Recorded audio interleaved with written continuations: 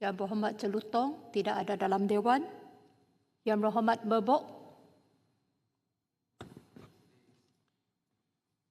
Bismillahirrahmanirrahim. Assalamualaikum warahmatullahi taala wabarakatuh. Salam sejahtera. Terima kasih Tuan Yang di-Pertua. Saya bangun untuk membahas rang Undang-Undang Pengangkutan Jalan 1987. Secara khususnya tumpuan perbahasan saya hari ini adalah kepada fasal 15, iaitu satu langkah progresif untuk memasukkan seksyen baru 42A ke dalam Akta 333 bagi mengawal selia kesalahan berlumba atau dugaan kelajuan. Tuan Yang di-Pertua, saban hari dada akhbar dan media sosial kita dihidangkan dengan berita tragis. Jalan raya awam yang sepatutnya menjadi laluan selamat untuk rakyat ke tempat kerja, membawa keluarga dan mencari rezeki, kini telah dirampas. Ia dirampas oleh segelintir individu tidak bertanggungjawab yang menjadikannya litar lumba haram. Undang-undang sedia ada di bawah Seksyen 42 mengenai pemanduan melulu adalah terlalu umum. Kita menghadapi kekangan teknikal untuk mensabitkan masalah lumba haram kerana ketiadaan takrifan undang-undang yang spesifik mengenai perbuatan berlumba dan dugaan kelajuan.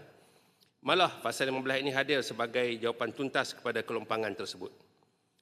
Tuan Yang di-Pertua, apakah yang dibawa oleh Seksyen 42 ini, iaitu memberikan takrifan undang-undang yang jelas dan loophole kalis bolos, iaitu loophole mengenai apa yang dimaksudkan dengan perlumbaan haram dengan dugaan kelajuan di tempat awam. Iaitu sesiapa saja yang memandu atau menunggang dalam satu pertandingan kelajuan tanpa kebenaran bertulis daripada pihak berkuasa akan ditakluk di bawah Seksyen ini. Kedua, saya bersetuju pilihan ini untuk membentukkan hukuman yang amat tegas. Kita tidak lagi boleh berkompromi dengan denda yang rendah. Seksyen 42A ini memperkenalkan hukuman penjara mandatory, denda minimum yang tinggi, pengantungan lesen serta pemandu serta merta, dan yang paling penting saya mencadangkan kuasa rampasan dan penyitaan kenderaan secara mutlak oleh mahkamah. Tuan Yang di-Pertua, mengapa pindaan pasal 15 ini kritikal dan tidak boleh ditangguh lagi? Ia adalah soal ketenteraman awam dan kelangsungan hidup rakyat. Aktiviti lumba haram sama ada melibatkan kereta maupun motosikal atau gejala rempit telah mengganggu gugat ketenteraman emosi dan fizikal penduduk setempat. Bunyi exhaust yang bising, membingitkan pada waktu malam telah meragut hak rakyat untuk berehat dengan tenang.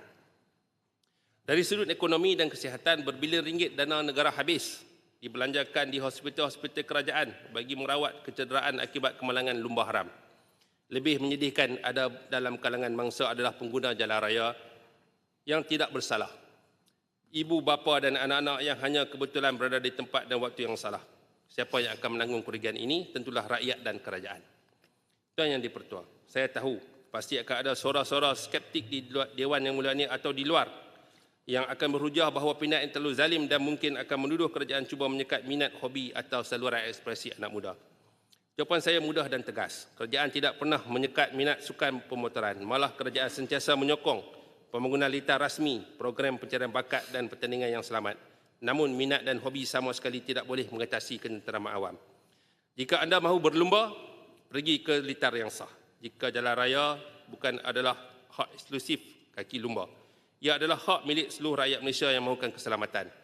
Pindaan ini bukan bertujuan menghukum atau menyusahkan, tapi ia adalah benteng undang-undang untuk menyelamatkan nyawa dan anak muda kita daripada berkecai di atas tar. Tuan Yang di-Pertua, sebagai yang terakhir di dalam seksyen ini, iaitu pengujudan Seksyen 42 ini melalui fasa 15 adalah keperluan fardu kifayah demi keselamatan negara. Jangan kita tunggu sehingga lebih banyak nyawa terkorban baru kita mahu bertindak. Demi masa depan anak muda, demi keamanan ibu bapa yang risau di rumah dan demi kedaulatan undang-undang jalan raya, saya memohon sokongan padu dari semua ahli parlimen dan yang berhormat merentasi tembok politik untuk meneruskan pindaan ini. Seterusnya adalah berkenaan dengan cadangan pindaan Seksyen 66J, iaitu Akta Pengangkutan Jalan Akta 333. Saya bangun untuk menyokong dan mencadangkan supaya Seksyen 66J Akta Pengangkutan Jalan 1977 ini dikukuhkan lagi, memastikan mana-mana kenderaan asing tidak dibenarkan memasuki atau meninggalkan Malaysia sekiranya terdapat apa-apa yang perkara yang masih belum diselesaikan, khususnya seperti saman tertunggak, kesalahan jalan raya atau pelanggaran syarat permit kemasukan. Pada masa ini, Seksyen 66J memberi kuasa kepada Jabatan Pengangkutan Jalan untuk menghalang kenderaan asing daripada meninggalkan Malaysia sekiranya terdapat perkara yang belum diselesaikan. Prinsip ini telah digunakan di dalam pelaksanaan permit masuk kenderaan VIP termasuk bagi kes saman tertunggak. Namun begitu, saya berpendapat peruntukan ini perlu diperluaskan supaya kenderaan asing yang mempunyai saman tertunggak atau kesalahan berulang boleh dihalang daripada memasuki Malaysia sehingga semua tunggakan diselesaikan. Sistem semak kad automatik di pintu negara seperti CIQ dan VEP disepadukan dengan pangkalan data JPJ dan PDRM supaya sebarang tunggakan dapat dikenal pasti secara masa nyata. Untuk maklumat Tuan Yang Bertuah, baru ini saya pergi melancong di Thailand. Saya membawa kenderaan. Saya silap masuk lorong, kan? Dia bawah tunnel. Kena saman. Saman pula dia bukan suruh bayar di situ, dia bawa kita pergi ke balai polis berhampiran. Ini pengalaman saya sendiri. Dan awak perlu menjelaskan saman serta merta di situ supaya baru dilepaskan. Kalau tidak, tunggulah di situ sampai selesai. Itu apa yang dilakukan oleh negara jiran kita. Jadi kita minta negara kita pun buat benda yang sama.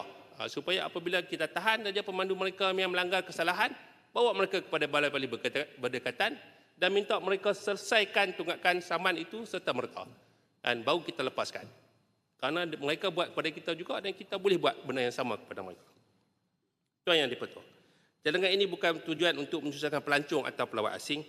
Sebaliknya, ia bertujuan memastikan prinsip undang-undang yang sama untuk semua dapat ditegakkan. Hari ini, kita melihat terdapat pemandu kenderaan asing yang melakukan kesalahan berulang dan gagal menjelaskan taman selama bertahun-tahun. Mengalah JPJ telah menjalankan op tunggak khusus untuk mengesan kenderaan asing dan mengarahkan bayaran dibuat serta-merta sebelum mereka meninggalkan negara. Ini yang terbaik.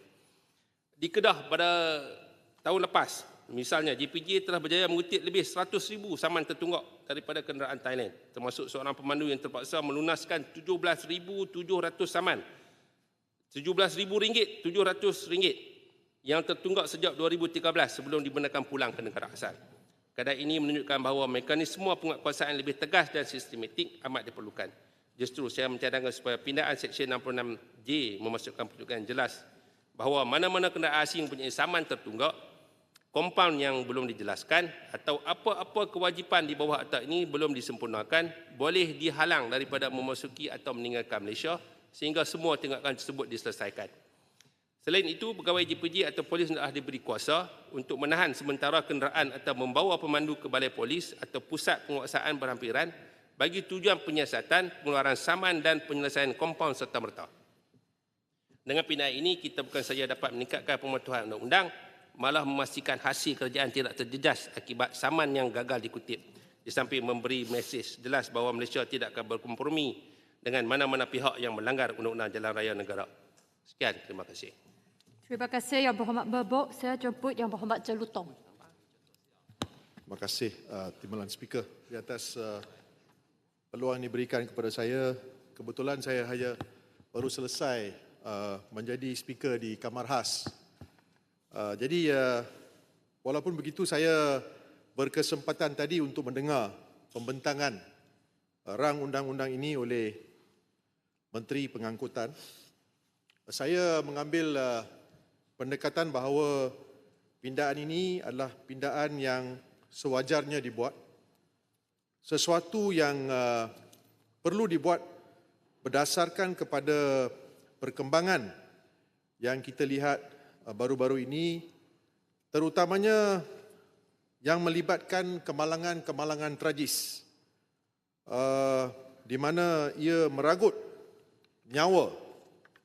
Dan kemalangan-kemalangan tragis ini hari ini juga dilaporkan satu kemalangan di atas lalu lintas Jalan Raya Plus menghala daripada Seremban ke Johor Bahru yang melibatkan kenderaan-kenderaan berat dan juga melibatkan kereta motorkar yang meragut nyawa.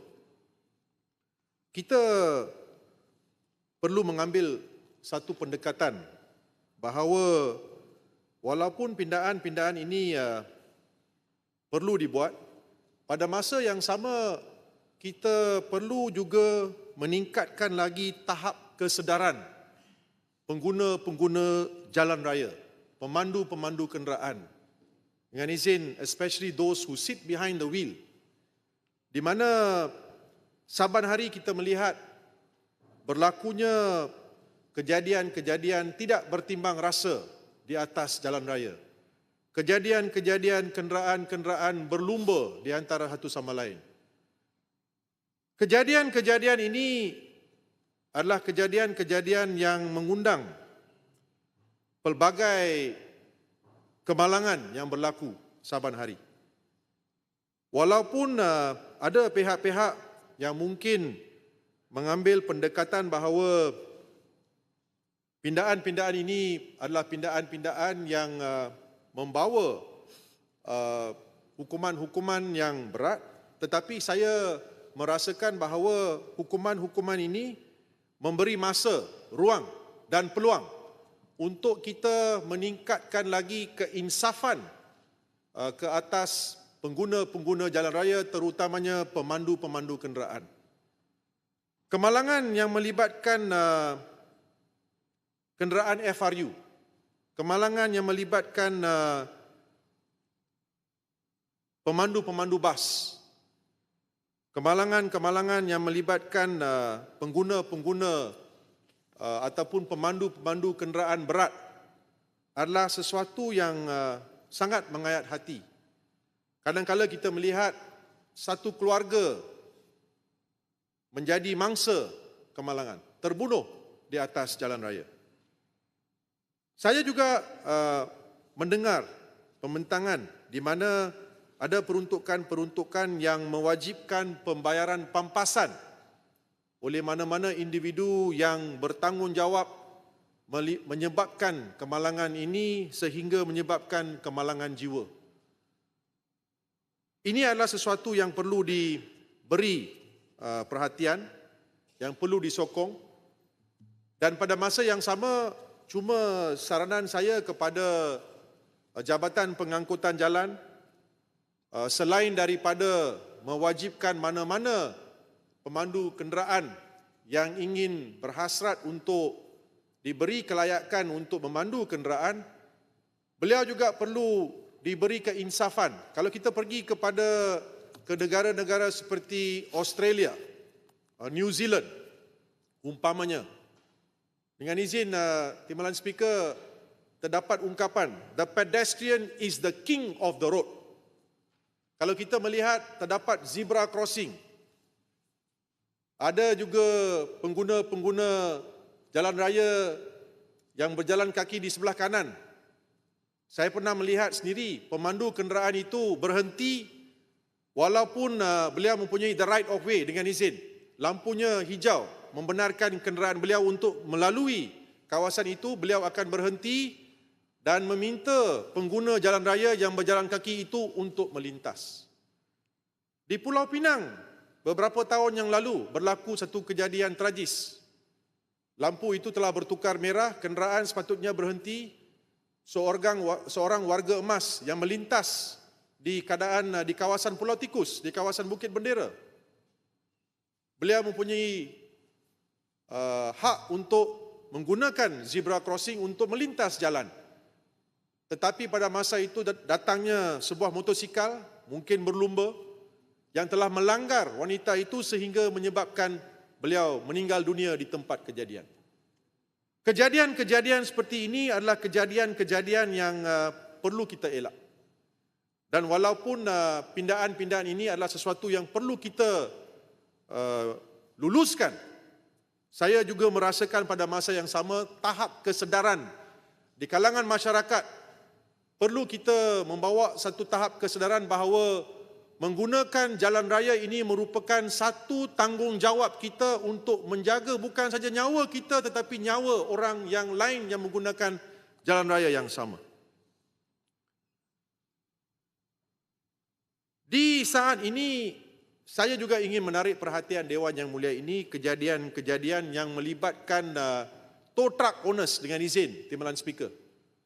Apabila berlakunya sesuatu kemalangan, kita lihat bahawa tow truck operators, pengguna-pengguna iaitu kenderaan pengusaha-pengusaha kenderaan-kenderaan yang datang untuk memberi bantuan kecemasan, berlumba-lumba untuk mendapatkan kerja tersebut, untuk membawa kenderaan tersebut ke workshop mereka untuk melakukan kerja-kerja pembaikan.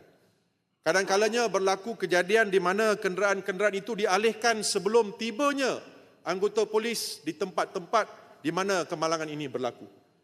Bagaimana persoalan saya? Kerajaan berhasrat untuk menangani perkara ini. Kadang-kala bila kemalangan itu berlaku, kita lihat kemalangan yang kecil sahaja. Dalam beberapa minit, ada yang menaiki motosikal dan pengguna yang mengoperasikan syarikat-syarikat tow truck dengan izin timbalan speaker datang ke tempat tersebut, berlumba, mungkin bertikam lidah di antara satu sama lain, meminta supaya mereka diberi peluang untuk mengambil kenderaan tersebut ke workshop masing-masing untuk diberi perkhidmatan untuk membaiki kenderaan tersebut.